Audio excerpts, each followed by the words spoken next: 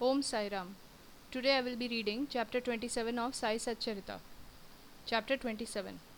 Favor shown by giving Bhagvat and Vishnu Sahasranam, Dikshit's Vitthal Vision, Gita Rahasya, Khapar Des. This chapter describes how Sai Baba favored his devotees by granting them religious books after he had touched and consecrated them for Parayan or reading regularly and certain other matters. Preliminary. When a man takes a plunge into sea, he gets the merit of bathing in all the tirtha and the sacred rivers. Similarly, when a man takes refuge at the feet of the Sadguru, he gets the merit of bowing to the Trinity, that is, Brahma, Vishnu, and Mahesh, and also Parabrahma. Victory be unto Sri Sai, the wish fulfilling tree, and the ocean of knowledge, who gives us self realization. O Sai, create in us reverence for your stories. Let the readers and audience devour them with the same relish with which the chatak bird drinks the water from the clouds and becomes happy. While listening to your stories, let them and their families get all the true and pious emotions. That is, let their bodies perspire, let their eyes be full of tears, let their breath be steady, let their minds be composed, let their hair stand on end, let them cry, sob, and quiver, let their hostilities vanish. When these things happen, there is a sign of the grace of the Guru dawning upon them. When these emotions grow in you, the Guru is most pleased and will certainly lead you on the path of self-realization. The best way, therefore, to get free from the shackles of Maya is our complete and wholehearted surrender to Baba. The Vedas cannot take you across the ocean of Maya. It is only the Sadguru who can do so and make you see the God in all creations. Granting consecrated book. The various methods of imparting instructions followed by Baba have already been noticed in the previous chapters. In this, we shall deal with one aspect of it. It was a habit of some devotees to take to Baba some religious books, of which they wanted to make a special study and to receive the same back from him after they were touched and consecrated by him. While reading such books daily, they felt that Baba was with them. Once, Kaka Mahajani came to Shirdi with a copy of Eknath Bhagwat. Shama took this book to read in the masjid. There, Baba took it from him, touched it, and turning some pages here and there, gave it back to Shama and asked him to keep it with him. When Shama said that it belonged to Kaka and had to be returned to him, "No, no," replied Baba, "as I have given it to you, you better keep it. It will be of use to you." In this way, many books were entrusted to Shama. Kaka Mahajani, after a few days, came again with another copy of the same Bhagvat and gave it in Baba's hand. Then Baba gave it back as prasad and asked him to preserve it well and assured him that it would stand him in good state. Kaka accepted it with reverence.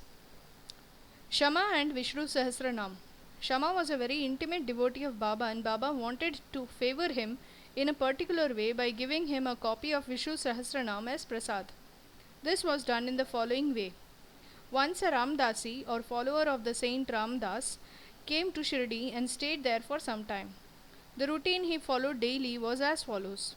He got up early in the morning, washed his face, bathed, and then after wearing saffron-colored clothes and besmearing himself with sacred ashes, read Vishnu Sahasranam or a book giving 1,000 names in praise of Vishnu and held second in importance to Bhagavad Gita and Adhyatma Ramayana or esoteric version of Rama stories with faith. He read these books very often. After some days, Baba thought of favoring and initiating Shama with Vishnu Sahasranam. He therefore called the Ramdasi to him and said to him that he was suffering from intense stomach pain and unless he took Sena pods or Sona Mukhi, a mild purgative drug, the pain would not stop. So, he should please go to the bazaar or market and bring the drug. The Ramdasi closed this book and went to the bazaar. Then Baba came from his seat to Ramdasi's place of reading and took the book of Vishnu Sahasranam and after coming back to his seat said to Shama, "Shama, this book is very valuable and efficacious, so I present it to you, you read it."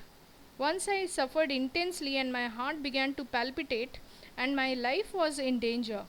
At that critical moment, I hugged this book to my heart, and then, Shama, what a relief it gave to me.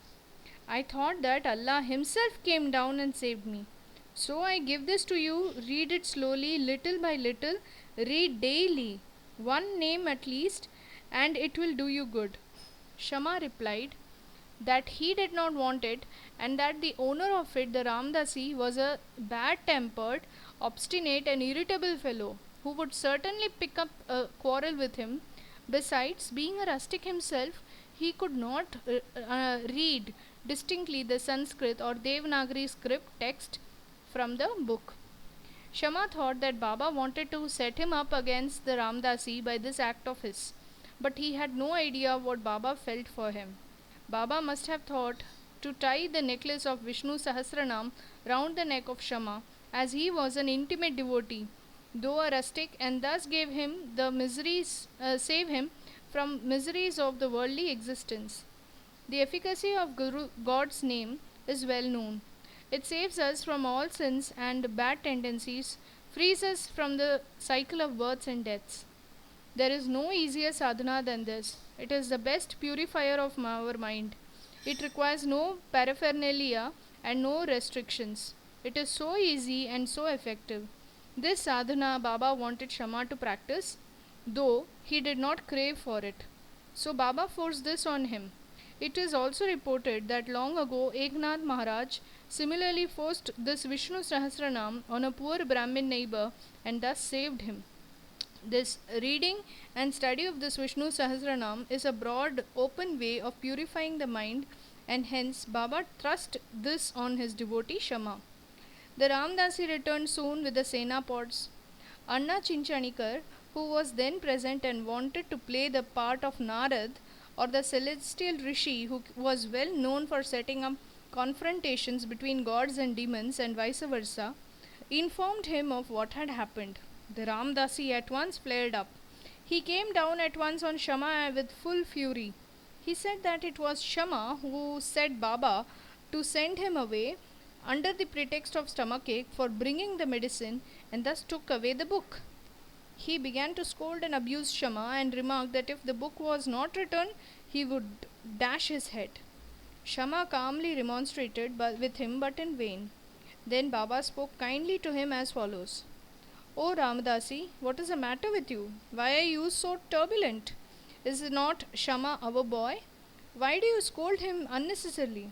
How is it that you are so quarrelsome? Can you not speak soft and tender words? You read these sacred books daily, and still your mind is agitated and your passions uncontrolled. What sort of Ramadasi are you? You ought to be indifferent to all things. Is it not strange that you should possess the book so strongly? A true Ramadasi should have no mamata or attachment, but have samata or equality towards all. You are now quarrelling with Shama for a mere book? Go, take your seat. Books can be had in plenty with money, but not men. Think well and be considerate. What worth is your book? Shama has no concern with it. I took it up myself and gave it to him. You know it by heart. I thought Shama might read it and benefit thereby, and so I gave it to him." How sweet were these words of Baba, soft and tender and nectar-like. The effect of was wonderful. The Ramdasi calmed down and said to Shama that he would take Pancharatna Gita in return. Shama was much pleased and said, "Why one? I shall give you 10 copies in return." So the matter was ultimately settled.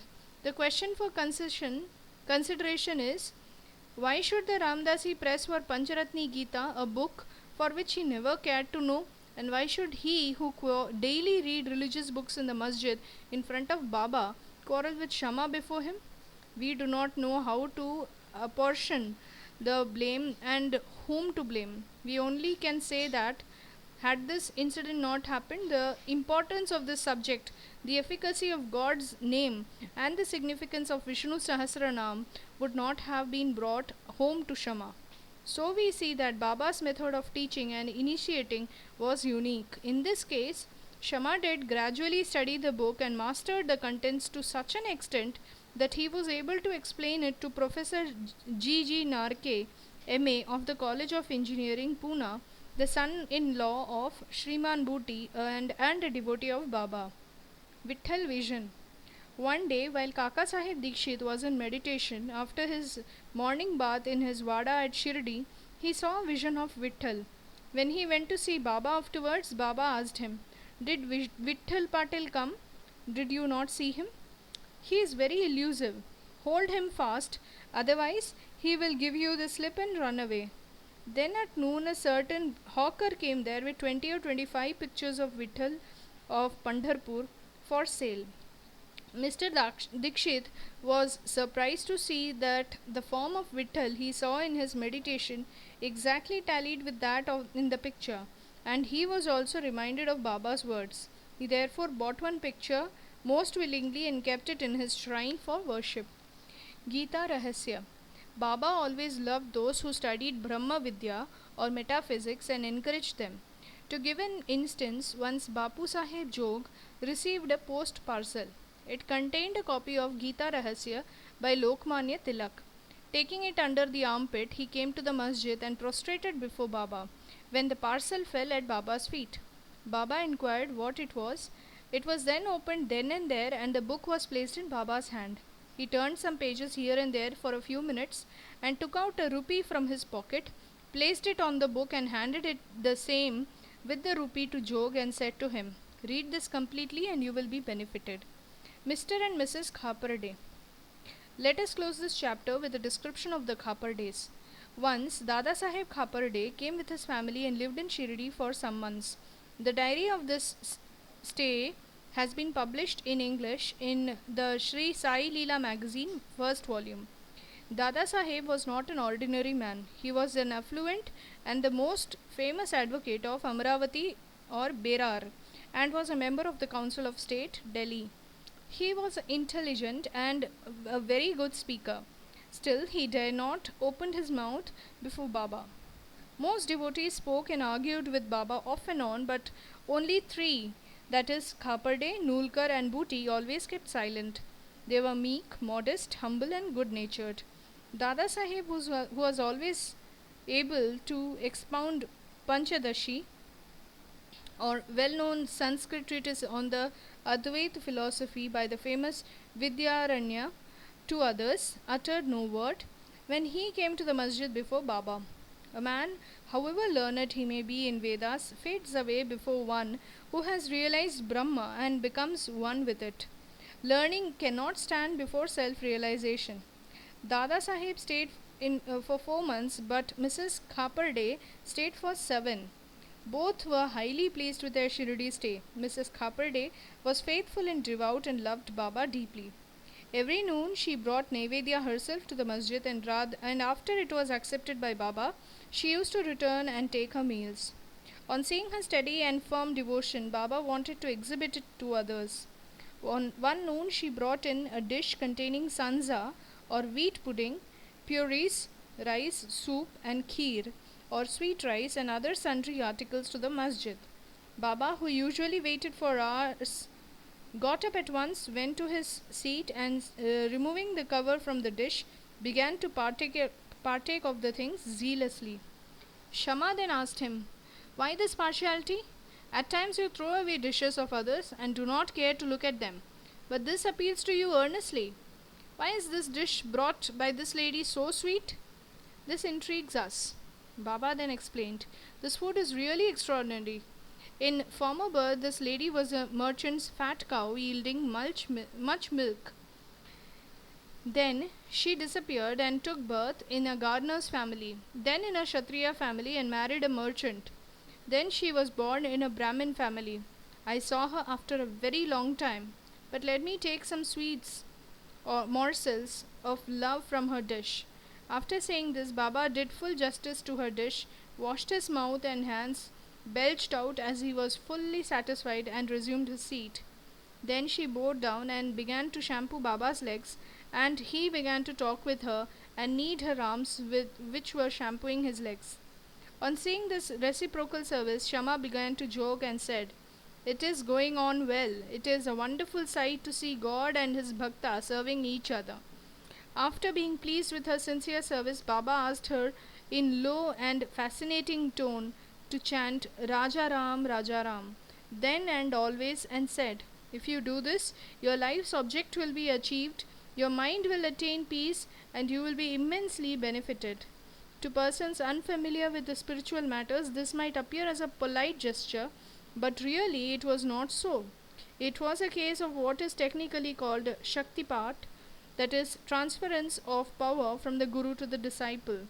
How effective were Baba's words! In an instant they pierced her heart and remained there. This case illustrates from the nature of the relations that should subsist between the Guru and the disciple. Both should love and serve each other as one. There is no distinction nor any difference between them. Both are one, and one cannot live without the other. The disciple placing his head at the Guru's feet is a gross or outward vision. Really and internally they are both one and the same. Those who see any difference between them are yet unripe and not perfect. Bow to Sri Sai, peace be to all. End of chapter 27.